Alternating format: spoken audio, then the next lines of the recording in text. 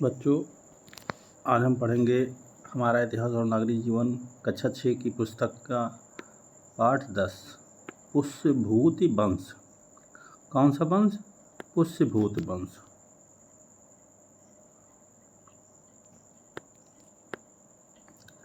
संगम नगरी इलाहाबाद अर्थात प्रयागराज में माघ के महीने में मेला, कुंभ एवं महाकुंभ का पर्व मनाया जाता है। कब मनाया जाता है? माघ के महीने में कुंभ और महाकुंभ का पर्व मनाया जाता है प्रयागराज में हर वर्ष। इसमें दूर दूर से लोग आते हैं। आज से लगभग 1400 साल पहले, कितने साल पहले? 1400 साल पहले हर्षवर्धन नाम के एक राजा भी यहाँ प्रतिवर्ष 5वें वर्ष आकर, प्रतिवर्ष कितने वर्ष आकर? 5वें वर्ष, हर साल 5वें साल आकर के एक धर्म सभा करवाते थे।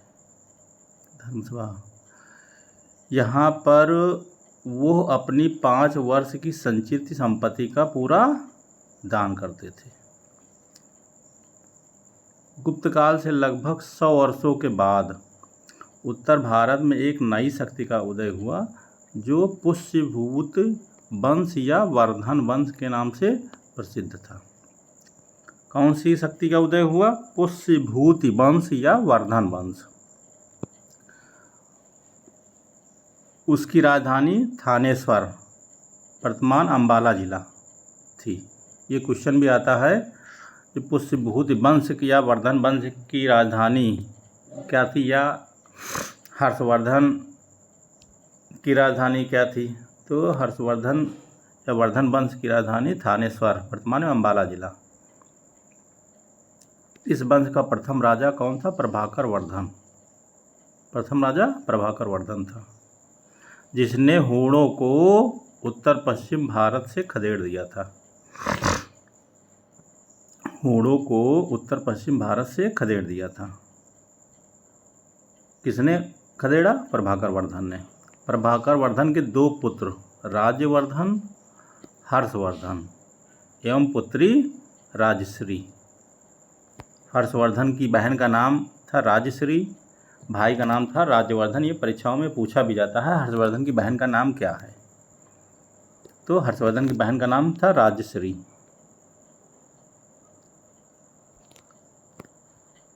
काफ़ी परीक्षाओं में पूछा भी गया है।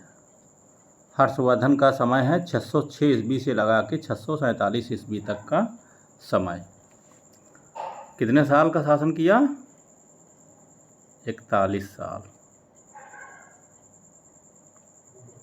हर्षवर्धन 16 वर्ष की आयु में 606 ईस्वी में गद्दी पर बैठा। कब बैठा? 606 ईस्वी में। हर्ष की प्रारंभिक राजधानी क्या थी? थानेश्वर थी। प्रारंभिक राजधानी, ये भी क्वेश्चन पूछा जाता है। प्रारंभिक राजधानी कौन सी थी? थानेश्वर, जो वर्तमान में अंबाला जिले में है। बाद में उन्होंने कन्नौज को अपनी राजधानी बनाया। बाद में कहाँ बनाई राजधानी? कन्नौज में। ये परीक्षाओं में भी पूछा गया है। हर्षवर्धन की बाद की राजधानी कौन सी थी? कन्नौज। प्राथमिक राजधानी, प्रारंभिक राजधानी कौन सी थी? थानेश्वर, अंबाला, पंजाब में अंबाला जिले के पास। हर्षवर्धन स्वयं एक विद्वान थे तथा वो विद्वानों के आश्रयदाता भी थे। हर्षवर्धन ने संस्कृत में, किस भाषा में? संस्कृत भाषा में 3 नाटकों की रचना करी। कितने नाटक? 3 नाटक। नागानंद, रत्नावली और प्रियदर्शिका। ये बहुत ही इंपॉर्टेंट क्वेश्चन। हर्षवर्धन ने के नाटकों की 3 नाटकों की रचना किस भाषा में करा? संस्कृत भाषा में। कौन कौन से? नागानंद और रत्नावली और प्रियदर्शिका। वाणभट्ट हर्षवर्धन के दरबारी कवि थे। बहुत इंपॉर्टेंट क्वेश्चन। बाणभट्ट हर्षवर्धन के दरबारी कवि थे जिन्होंने हर्षचरित लिखा। क्या लिखा उन्होंने? हर्षचरित। बाणभट्ट ने हर्षचरित लिखा। बाणभट्ट हर्षवर्धन के दरबारी कवि थे। दरबारी कवि कौन थे? हर्षवर्धन के बाणभट्ट। काफ़ी क्वेश्चन पूछा भी गया है परीक्षाओं में। चीनी यात्री स्वान सांग या ह्वांग सांग हर्षवर्धन के शासनकाल में भारत आया। ह्वांग सांग भारत में कितने वर्षों तक रहा? 15 वर्षों तक भारत में रहा। ये भी पूछा जाता है कितने वर्षों तक रहा। किसके शासनकाल में भारत आया ह्वांग सांग? चीनी यात्री ह्वांग सांग हर्षवर्धन के शासनकाल में भारत आया। वर्धन काल ह्वांग सांग की नज़र में। ह्वांग सांग ने लिखा है हर्षवर्धन के लिए, हर्षवर्धन एक प्रजापालक एवं उदार शासक थे। उन्होंने जिन राज्यों पर विजय प्राप्त की उन राजाओं ने हर्ष की अधीनता स्वीकार कर ली। हर्ष ने अपने संपूर्ण साम्राज्य की व्यवस्था के लिए भुक्तियों यानी प्रांतों को भुक्तियाँ कहा जाता था गुप्त काल में और गुप्तोत्तर काल में। प्रांतों को भुक्तियों कहा जाता है। भुक्तियों विषयों अर्थात जिलों में तथा ग्रामों में विभाजित किया था। उसके शासनकाल में अपराध कम होते थे। अपराध करने वालों को कठोर दंड दिया जाता था। अपराध करने वालों को कठोर दंड दिया जाता था। हर्षवर्धन बौद्ध धर्म से लगाव था। हर्षवर्धन का किस धर्म से लगाव था? बौद्ध धर्म से लगाव था। हर्षवर्धन ने कन्नौज में, कहाँ पर? कन्नौज में एक विशाल धर्म सभा बुलाई। कन्नौज में एक विशाल धर्म सभा बुलाई। वो बहुत ही दानी भी था। वो हर 5 साल में प्रयागराज में के मेले में यानी कुंभ में दान करते थे। हर 5 साल में प्रयागराज में एक सभा का आयोजन करता था और उसमें बहुत सारा दान करता था। यहाँ तक लिखा गया है इतिहास में कि हर्षवर्धन अपनी पूरी संपत्ति का वहाँ पर दान करता था। हर 5 साल में वहाँ प्रयागराज में धर्म सभा होती थी और वहाँ जितना 5 साल में जितनी कमाई होती थी हर्षवर्धन अपना पूरा दान कर देता था।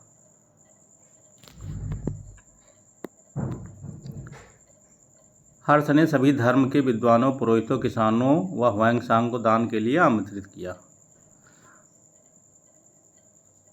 हर्षवर्धन कह रहा कृपया मेरी इस छोटी सी भेंट को स्वीकार करें। सभा में उपस्थित लोगों ने कहा ईश्वर आपके साथ रहे हे हर्ष। हर्ष ने गरीबों को भी आमंत्रित किया।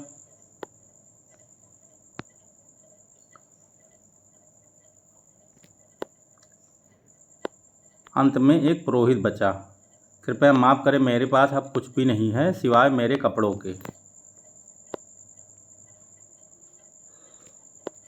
इस प्रकार प्रत्येक 5 साल में हर्ष अपनी सारी संपत्ति को विद्वानों, पुरोहितों, गरीबों में बांट देता था। कृपया इसे ग्रहण करें।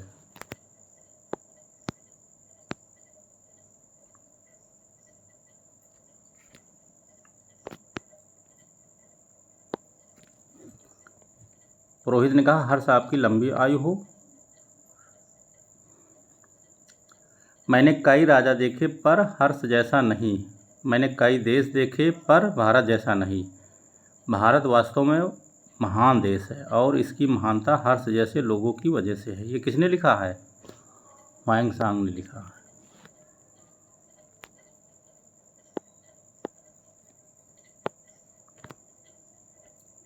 ये हर्षवर्धन का साम्राज्य, जितना हरे से लिखा गया है पोर्शन, ये पूरा हर्षवर्धन का साम्राज्य, यानी बंगाल, पूरा असम, ये पूरा यहाँ पूरा ये क्षेत्र, गुजरात तक का पूरा ये क्षेत्र हर्षवर्धन का साम्राज्य था।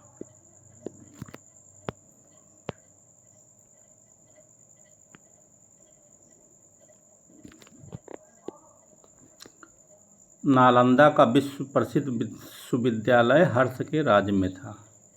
नालंदा का विश्वविद्यालय हर्षवर्धन के राज्य में था। यहाँ धर्म के अतिरिक्त व्याकरण, तर्क, चिकित्सा, विज्ञान, शिल्प और उद्योग की भी शिक्षा दी जाती थी। धार्मिक स्वभाव था, लोगों के विचार में मतभेद नहीं था। हर्षवर्धन ने लिखा है। ह्वांग सांग ने यहाँ पर शिक्षा ग्रहण करी। ह्वांग सांग ने शिक्षा कहाँ ग्रहण करी? नालंदा विश्वविद्यालय, वर्तमान में बिहार प्रांत में है। नालंदा एक जिला भी है। ह्वांग सांग ने यहाँ पर शिक्षा ग्रहण किया। 647 ईस्वी में हर्षवर्धन की मृत्यु हो गई। उन्होंने लगभग 40 वर्षों तक राज्य किया। उनकी मृत्यु के बाद केंद्रीय सत्ता छिन्न भिन्न हो गई। उत्तर दक्षिण भारत छोटे छोटे राजवंशों में